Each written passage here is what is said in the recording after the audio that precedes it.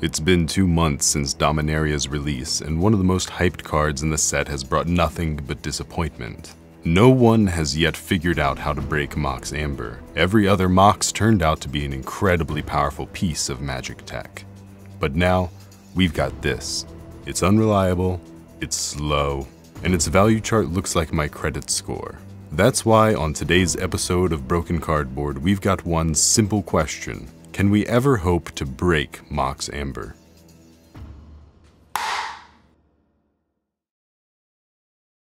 There's a reason 5 of the cards in the Power 9 have Mox in their name. For 0 mana, you advance your development by a full turn, something Time Walk charges you 2 mana for. They're better than lands because you're not limited to 1 per turn. And unlike Llanowar Elves or Birds of Paradise, there's no upfront mana investment or waiting for Summoning Sickness to wear off. A Mox can be activated the turn it comes into play. You see this deck? 13 lands. 13. The rest are artifacts that act like better lands. Why are they better? You tap these artifacts for mana, cast Paradoxical Outcome, draw a ton of cards, bounce them back to your hand, and replay them for free to get more mana. Can a land do that? No. Lands are stupid. With the right combination of Moxes, spells, and other mana-producing artifacts, some decks are even capable of winning on their very first turn. That's busted, but it's beautiful. Putting a Mox into play is a fantastic feeling, very different from playing other cards, which is why the archetype remains so tempting for R&D. Richard Garfield knew the Moxen were broken as hell when he designed them, but the fact is that fast and free acceleration is so damn fun in Magic.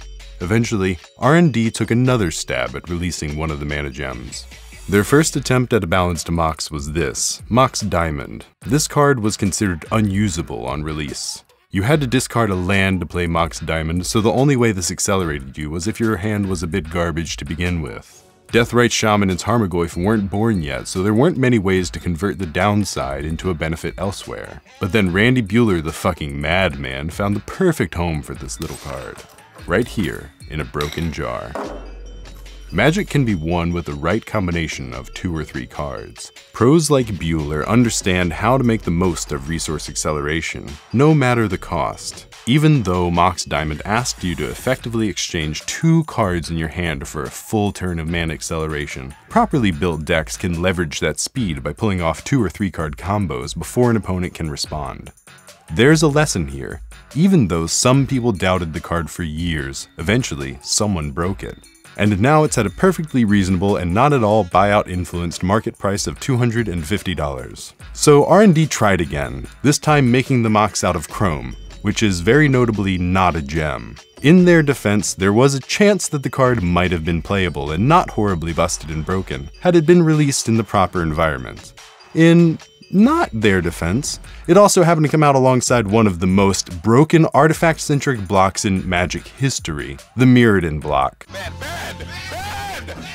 Wizards tried out another design in the aptly named "Oh dear god, I hope we don't fuck up an artifact block again" block. Like Mox Diamond, Opal seemed borderline unplayable when it was released. Also like Diamond, top players were eager to prove that the acceleration was well worth the minor downsides, which in this case was needing 2 other artifacts in play. Turns out that in some formats, getting 2 artifacts into play on turn 1 isn't hard to do. Nowadays, we see Mox Opal happily nestled into a smattering of popular modern decks like KCI and Affinity. So of the 3 new Moxen, it's safe to say that Chrome Mox most fits the original Mox archetype. It replaces lands in your deck, offers consistent ramp, and brings up the power level of pretty much any deck that can afford to run it. Opal and Diamond, on the other hand, are build-around cards. Diamond can power mana-hungry combo decks with a glut of lands or decks that attain massive card advantage very quickly.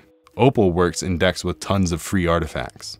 And like Opal and Diamond, Amber is going to need a deck specifically tailored to its weaknesses. Unlike its ancestors though, the newest Mox simply can't provide reliable turn 1 acceleration. Thus, it doesn't replace lands in your deck, and the legendary status is a bigger downside for it than with Mox Opal. For example, you can't have 3 Ambers in play, cast a fairy, use his -3, and then use the 3 mana from your Moxes as a means to protect him.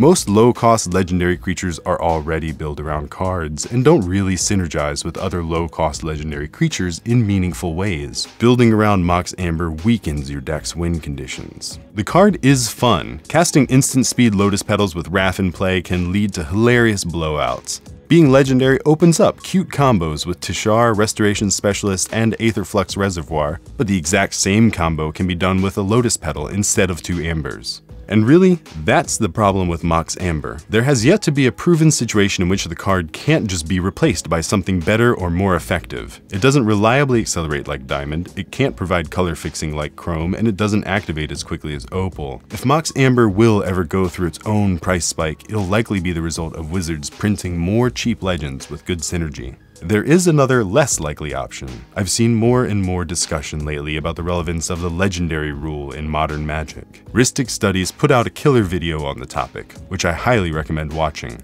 If this rule ever is abolished, you can be sure that Mox Amber will become much more playable. Not necessarily broken, but more consistent. That brings us back around to our core question. Can we ever hope to break Mox Amber? Given the card's unreliability and drawbacks, it's very unlikely, and maybe even impossible. Thanks for watching this episode of Broken Cardboard. Are you working on breaking Mox Amber yourself? Let me know about your successes and your failures down in the comments below.